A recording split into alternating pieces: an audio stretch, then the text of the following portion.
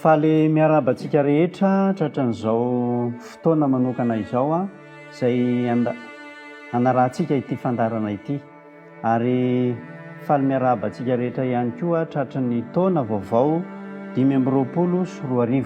Engany ity taona ity dia taona hitondra fitahiana ary hitondra hafanampo amin'ny fanomponan'ny Tompo ho antsika rehetra.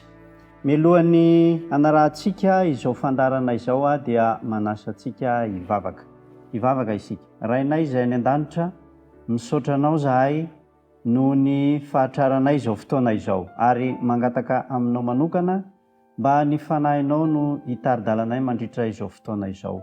Amin'ny anaran'i Jesosy, amen.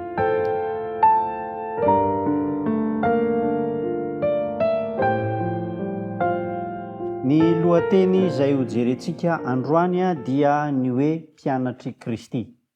Mpianatry Kristy. Manasa antsika rehetra Kristy mba ho tonga mpianatra isika.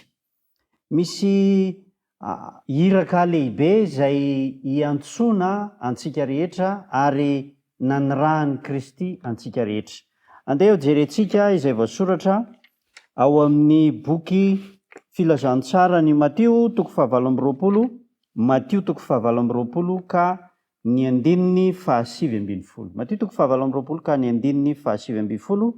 Vakitsika amin'ny anaran'i Jesosy ny teny. Koa mandehana ianareo dia ataovy mpianatra ny firenena rehetra, manao batisa azy ho amin'ny anaran'ny Ray sy ny Zanaka ary ny Fanahy Masina. Mandehana ianareo dia ataovy mpianatra ny firenena rehetra. Manao mpianatra ny firenena rehetra. Ahoana moa zany hoe manao mpianatra ny firenena rehetra izany? Iraka goavana sady lehibe, satria ny firenena rehetra no atao mpianatra. Mpianatra iza? Ao amin'ny Salamo 7:20. Salamo 7:20 ka ny 2:2 dia milaza ny soratra masina fa Andriamanitra no mpampianatra antsika. Salamo 7:20 ka ny 2:2. Tsy mba miala amin'ny fitsipikao aho, fa ianao no mampianatra. Andriamanitra mihitsy zany no mpampianatra. Andriamanitra no mpampianatra. Ka ilay iraka hoe ataovy mpianatra ny firenena rehetra dia atao mpianatra ho an'Andriamanitra izany. Jesosy Kristy kosa nefa etsy an-daniny dia ohatra fianarana ho antsika Jesosy Kristy. Andriamanitra no mpampianatra, fa Jesosy Kristy kosa dia fianarana ho antsika. Zao no ambaran'ny Jaona filazantsara, araka ny Jaona 3:10 ka ny 5:15. Filazantsara araka ny Jaona 3:10 ka ny 5:15. Fianarana no omeko anareo mba hanaovanareo araka izay nataoko taminareo. Atao mpianatra ny firenena rehetra. Andriamanitra no mpampianatra. Kristy no fianarana. Kristy no alaitahaka, ary izay rehetra nataony dia asainy ataontsika izany. Na amin'ny fiafiana, na amin'ny fahamarinana, hatramin'ny fahoriana aza dia ianarantsika amin'i Jesosy Kristy zany. Ny apôstôly Petera dia nanoratra an'izao teny izao. Ao Petera voalohany, Petera voalohany 2:2 ka ny 2:20. Petera voalohany 2:2 ka ny 2:20. Zao ny vaky ny teny. Fa ho amin'izany ny antsoina anareo, fa Kristy aza efa nijaly hamonjy anareo, ka namela fianarana ho anareo mba hanarahanareo ny diny. Namela fianarana ho antsika Jesosy Kristy mba hanarahantsika ny diany. Zany hoe atao mpianatra ny firenena rehetra dia mianatra amin'Andriamanitra, ary Kristy no ohatra. Andriamanitra ny mpampianatra, Kristy no ohatra. Kristy zany a dia sady mpampianatra ihany koa no ohatra, ary izy no tonga olombelona, Andriamanitra tonga nofo zay naneho ny ohatra mba ho alahintsika tahaka. Ka izany no mahatonga ny apôstôly Petera miteny manao hoe namela fianarana ho anareo Kristy mba hanarahanareo ny diany. Namela fianarana ho antsika. Ka le hoe atao mpianatra zany ny firenena rehetra dia midika hoe manaraka ny Kristy, manaraka zay nataon'ny Kristy hanarahantsika ny dian'ny Kristy. Ny firenena rehetra zany dia ampianarina hanaradia an Jesosy Kristy. Na mora na misarotra dia ampianarina, ary efa nampiomana Jesosy Kristy fa amin'ny fotoan-tsarotra hisy fotoan-tsarotra hisy zava-manahirana, kanefa izy mpampianatra aza dia niaritra an'izany. Izy ohatra fianarana aza dia efa nampiseho an'izany, ary isika izay makatahaka dia tokony hanaraka izany. Zao ny voasoratra ao amin'ny Matio 10. Matio 10 ka ny 4:20 ka hatramin'ny 5:20. Ny mpianatra tsy mihoatra noho ny mpampianatra, na ny mpanompo noho ny tompony, fa ampy amin'ny mpianatra raha tonga tahaka ny mpampianatra azy, ary ny mpanompo raha tonga tahaka ny tompony. Ny irin'i Jesosy Kristy zany dia mba hitovy tahaka azy isika rehetra. Ity fianarana ity zany a, ity hoe mpianatra Kristy ity zany a, dia tsy ohatran'ny fianarana any an-tsekoly. Fianarana any an-tsekoly a dia misy afaka mamerina kilasy, fa ny fianarana ataon'ny Kristy rehefa tsy afaka indray mandeha ianao a, ary rehefa tonga ny fanadinana, fitsarana, ka tsy afaka indray mandeha ianao a, dia tsy misy fanantenana intsony. Ary zay no ilana fitandremana amin'ny fanarahana sy ny fianarana amin' Jesosy Kristy. Ka ny mpampianatra dia ohatra lehibe alaina tahaka, na eo amin'izay ataony, na eo amin'ny izay teneniny, indrindra ny amin'izay nampitainy ka nandidiny atsika fa tsy maintsy atao izany.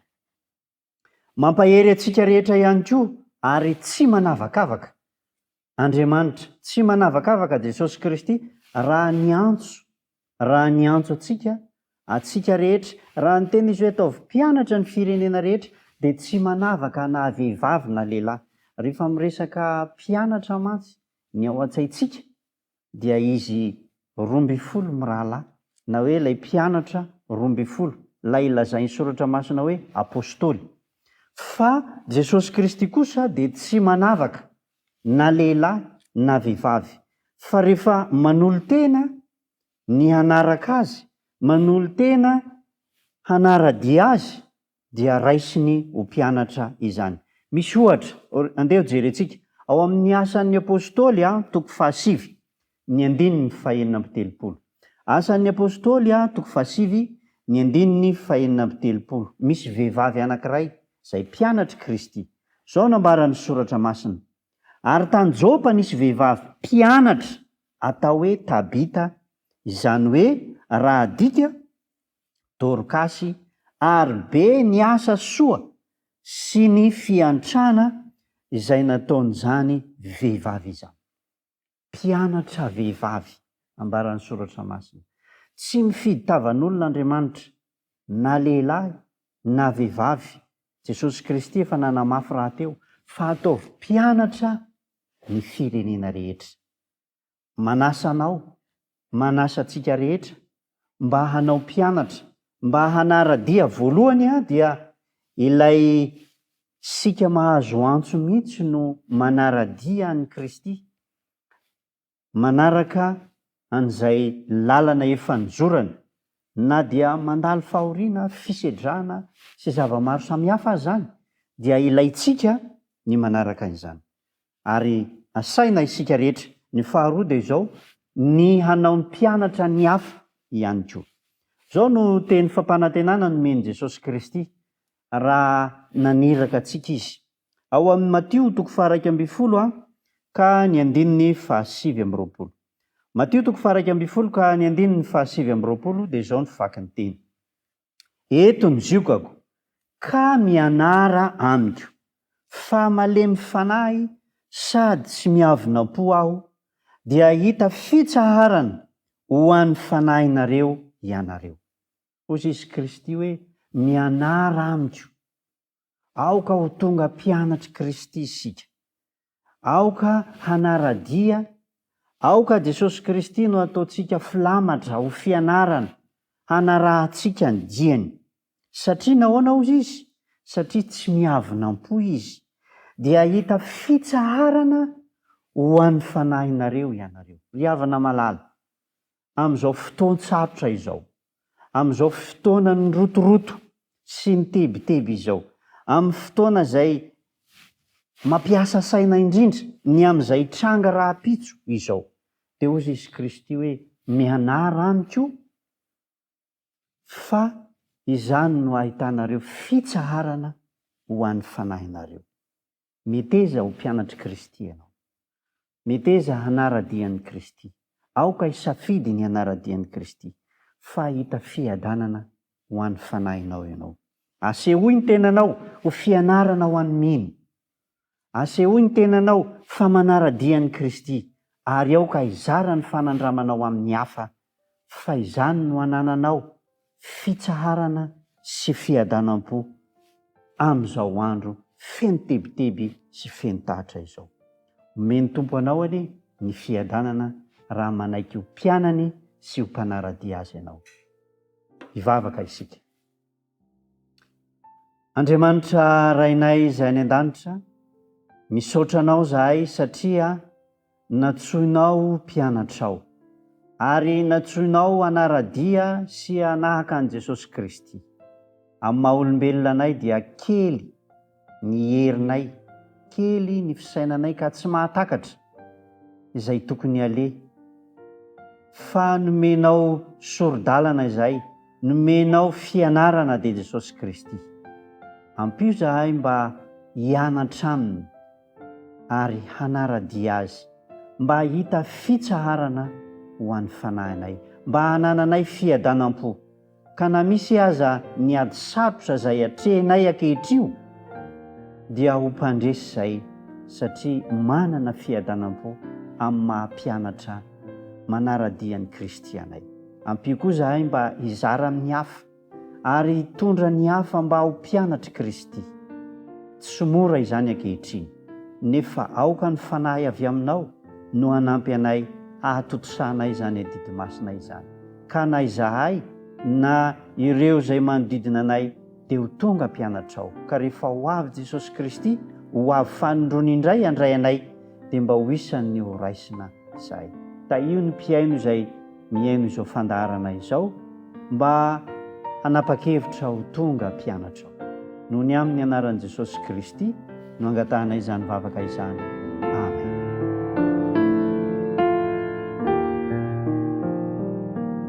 Dia izay zany ny androany manome fotoana antsika indray raha pitso tahaka izao. Ny fiadanan'ny Tompo ho amintsika rehetra. Amen.